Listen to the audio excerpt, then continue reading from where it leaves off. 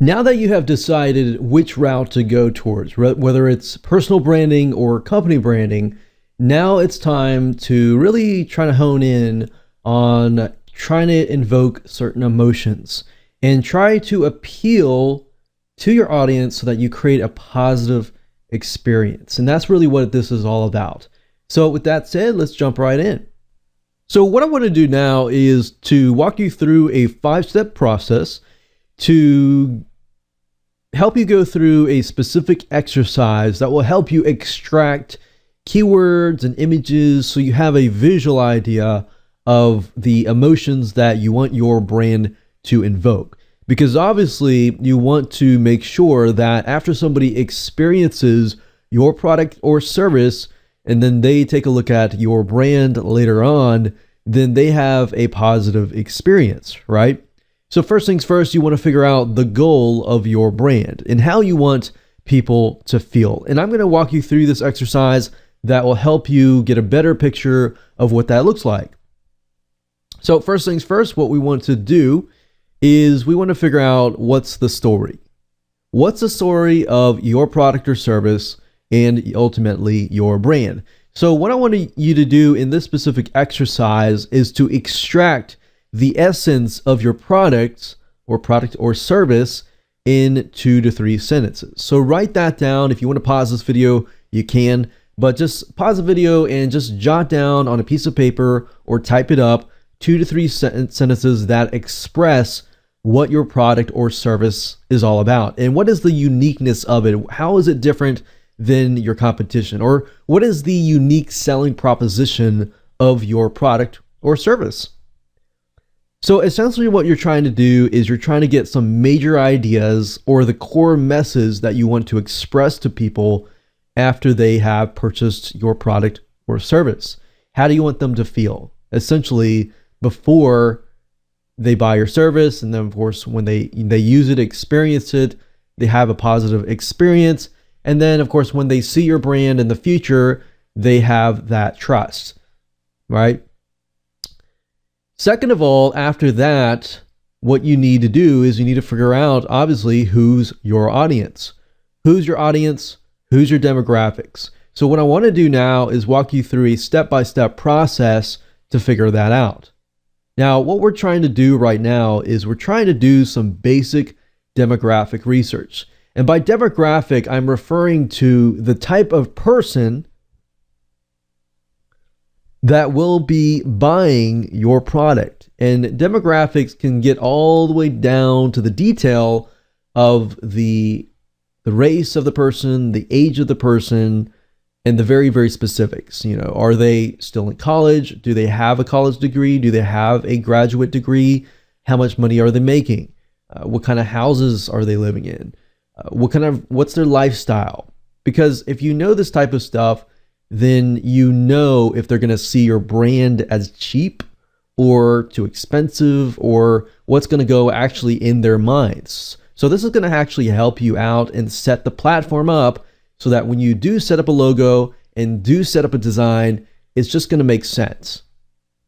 And this is something that a lot of people tend to not really think about. They just jump into branding. They think, okay, I need to do a logo. So they go on a logo site and just go and buy a logo. You know, I've been there. We've all been there. But it's time to do a little bit different by doing some demographic research. So there are 2 specific sites that I recommend. Number 1, it is Alexa.com.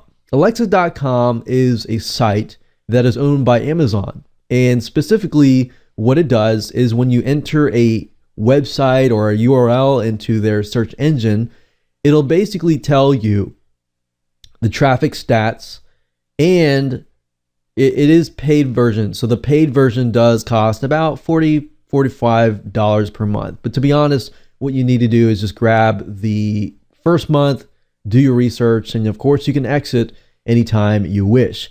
Now, Alexa.com is nice because it gives you the exact data that you need. It's going to tell you, and what you do is, generally speaking, you can enter your competitor's URL into their search engine, and it's going to tell you exactly what type of person your demographic or audience is. And the reason why you want to figure this out is because when it comes to, driving traffic and doing ads, then you can target those types of people. Because if you try to target everybody, guess what? Everybody is not going to buy your product. It really comes down to very specific. So what I'm going to do in just a minute, I'll show you the site and I'll give you an idea of what it looks like and how to use it. So obviously Alexa.com is a paid subscription, but to be honest, in my testing and everything like that, I found that there is a site called Quantcast.com and it is free, but it doesn't really give you the data that you need. And oftentimes it can take half a day to do research, and really time is money. Another little tool that I use is Facebook Insights. Facebook Insights is free. It's provided by Facebook, and this shows you the different side of your demographic audience. It gives you a side of them to show you their lifestyle. And if you think about it, Facebook is collecting all this data from people and basically collecting it, and you're able to see, their lifestyle. Are they married? Are they not? Are they single? Or do they have houses? And other things like that. Their lifestyle, their page likes, their likes, what kind of jobs they have, and things like that. So very, very powerful stuff, and I'll show you it in just a minute.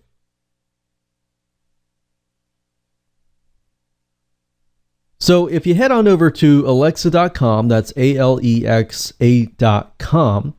and what you need to do is you need to figure out who your competitor is. And if you can find a big competitor, that's even better. And the reason being is because you need to enter the URL or the website address into this box. Now, when you do that, say for example, I entered WordPress.com because that's a big enough site, and maybe I want to build something that is similar. Now, if you scroll down here, you're going to be able to see a guesstimate of their traffic. You're also going to be able to see more information such as the country, the estimated unique visitors, and so forth. But you're not going to be able to see this unless you upgrade. Now, you can actually see that the people that are visiting this site are mainly from the US, from Brazil, and India, and other parts, as we can see here, like Indonesia and so forth. And you can see the exact amount of visitors that people are actually coming from. You can actually see more results if you upgrade. You can see how engaged are visitors to this site. And you can also see, in addition to that, what keywords are they typing in to reach the site, how much search engine traffic, how much upstream sites. And then, of course, what we really, really want to pay close attention is the demographics. So who visits the site? Well, in this case, we can see for WordPress.com that it is mainly female. And then education-wise, it looks like many of them have no college or some college. Now, that doesn't necessarily tell us what kind of person it is until we take a look at the Facebook Insights. Now, I will say this. I know this for a fact. Like WordPress.com tends to be a lot of business people, but tends to be like women. And WordPress.org, that's more of like a do-it-yourself type thing. I've done research and I found that it is mainly men, older men, which is interesting. So it really depends on the angle of your product. Just because it's WordPress doesn't mean anything. The fact is you need to figure out who your competitors are and exactly what site they're visiting, and then research that. Because otherwise, if you just type in WordPress, one could be women, one could be men. You see what I'm saying? That's why if you created a logo for men for WordPress, something similar to WordPress.com, then guess what? It's not going to appeal to that demographic. But if you create a logo that appeals to women, and the demographic mainly are women, even though you might be trying to reach everybody, then guess what? You're more likely to reach that specific demographic. Now, as you can see, browsing location, they're mainly, it looks like, in school or home. Now, just because they're at home doesn't mean that, they're homemakers. It could also mean that they are business people. So that's why you have to collect all this data to really figure out what they actually look like. And you have to upgrade to the subscription in order to see the rest, because the rest is going to tell you stuff like how much money do they earn, other things like do they have children, and things like that. Now, if you want to know their lifestyle, this is where Facebook Insights comes in. Now, if you don't know how to get here, I recommend just going to Google and typing in Facebook Insights. And the reason being is because you're probably not going to remember this long of a URL, but it's facebook.com/ads/audience_insights/people. Now, if you come here, you're going to see lots of information. It's amazing how much Facebook is willing to give you. But first things first, you need to go down to the search box, which says interest. And you need to type in this case, WordPress.com. So, for example, we can see it is 59% women, or almost close to 60% women, and 40% men. So it is it's not exactly, leaning way towards women. And we can see it's close to the half mark, but we see that it is majority women. Now, if that's the case, we may want to take a neutral approach and have our logo not just appeal to women, but have it neutral so that it's not manly, it's not, womanly, it's kind of in the middle. So, because, for example, if I type in WordPress, and we'll just type in WordPress. Like WordPress developer, you see how that flips? And now it's 70% men and 30% women. So that's why, and that's the example that I was trying to tell you, is that just because you type in WordPress, don't go with the initial, guesstimate. You need to make sure that you pick and find a website that is in competition with yours that is big enough. And in addition to that, make sure that that specific website really matches your brand. Otherwise, you're not going to get the right data. All right, so let me go back and type in WordPress.com so we get the right data here.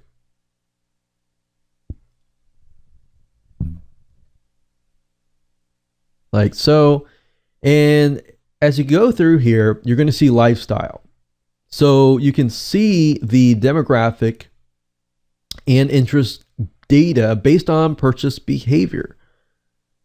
This is powerful stuff. I mean, this tells you what their lifestyle is all about. Things that they like, soccer and SUVs and grandkids. So that gives me a better picture of what kind of person that might be. Relationship status. Most of these are married, but some of them are single. Education level. We can see most of them have a college degree. And the job title, this gives us a better view of what their life looks like. Arts, entertainment, sports, media, computer mathematics, so very analytical. Production, IT, technical. So we can go back up here and we can type page likes. So we can see exactly what they are liking. They're liking WordPress.com. They're liking a digital marketer, the specific celebrities in that niche that they are liking, the specific news and media that they're following, the specific softwares that they're using. So we can see a lot of entrepreneurial business women here. Location, we can take a look at location. We can take a look at activity, pages liked, devices that they're using. And I will say, like, if people own stuff like iPads or iPods or iPhones, or even different things like that, then you can get an idea, are they techie, are they not? Household income. So most of them earn about $50,000 to $75,000. household size. They have at least one adult or children. So it looks like they don't have a lot of children. That probably means that they are, maybe business type people. Not saying that business people don't have children, just saying that it looks like they mainly have one or two or three max. So a small family, home market value. So what this is kind of doing is it's painting a picture of who exactly you're trying to reach. Now, purchase is amazing. This stuff is amazing to have access to.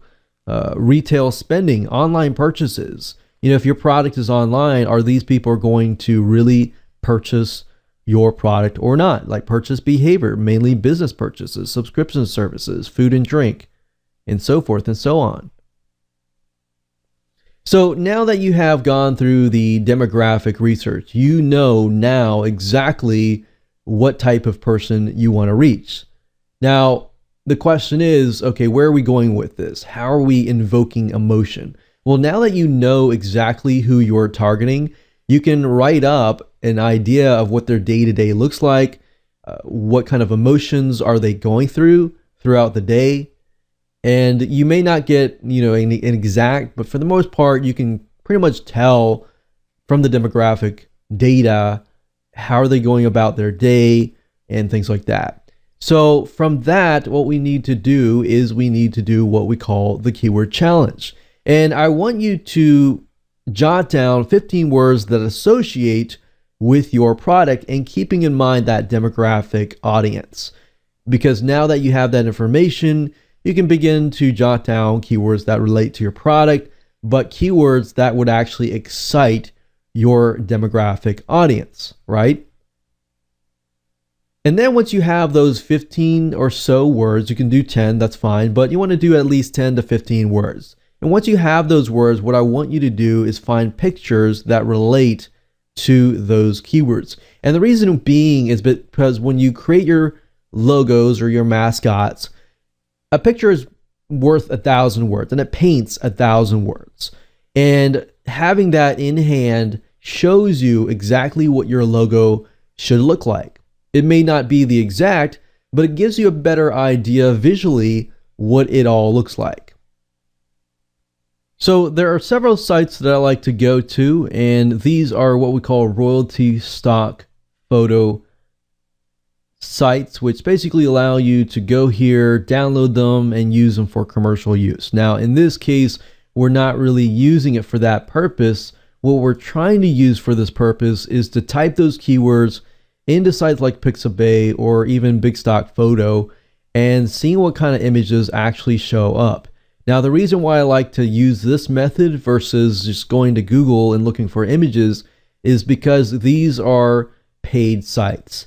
Big Stock Photo is a paid image site, which means that people pay money to see and use these images in their business. Pixabay, they give it to you for free, but in addition to that, you can use it for your business as well.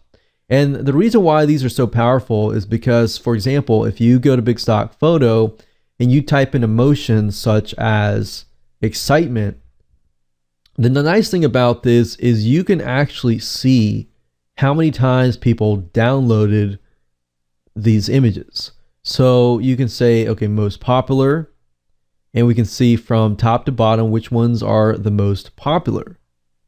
And in doing so, we can take a look at the colors. So colors, yellow tends to often express excitement. And we see, you're looking through here, you actually see a lot of yellow, actually. Yellow, yellow, yellow. So without you realizing it, and we're going to talk more about this in color psychology, but without you realizing this, there's actually a lot of yellow. There's a lot of specific colors that psychologically impact the feeling as somebody is actually looking through your logos. So we're going to go into this in a little more detail, but colors actually matter a lot. But how you portray your logo, these are just exciting or depending on the emotion. And this allows you to see and feel the emotions. So having these open, you can go through them and see, okay, how many emotions am I actually getting? Am I getting more of a positive experience, or am I getting more of a negative or a reality check kind of feeling?